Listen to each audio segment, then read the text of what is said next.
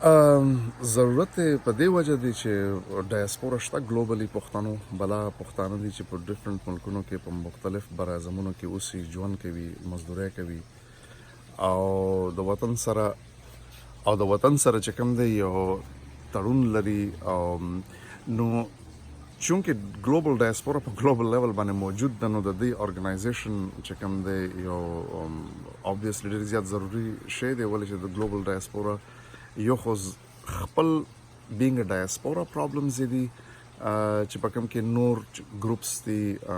ethnic groups دي یا هغه خپل شته د نورو ملکونو د نورو خلکو دي نو د پښتنو هم مطلب دا سه یو بلا خپل ذات پرټیکولر ګلوبل کیپاسټي کې چې د هغه د کوم پرابلمز دي ایمیګرانټس دي نورو ملکونو ته ځي نو د هغه د اسسټنس لپاره مطلب سه یو داسې غپکار دي چې there should be an organization چې کوم د دوی particular problems دی هغه identify کی او هغه د پر solutions یا کوم process یا lobbying whatever په different ملکونو کې دي چې یو خو هغه aspect دی او بل دا چې زمونږ چې پښتنو چې کوم global diaspora دا هغه د خپل وطن او د خپل علاقې کې هغه په لار او په بر افغانستان کې دي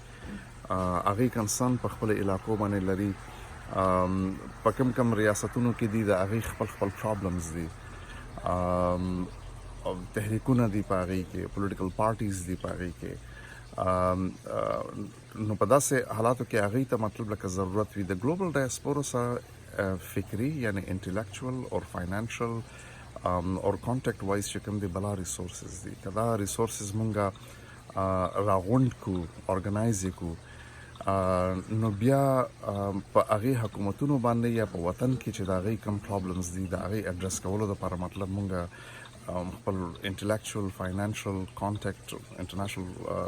لیول باندې چې کوم ارګنایزیشن یا موبلایزیشن پکار دی هغه مونږ کولای شو او د هغه په ژوند باندې مطلب مونږ یو پوزټیو امپیکټ اچولای شو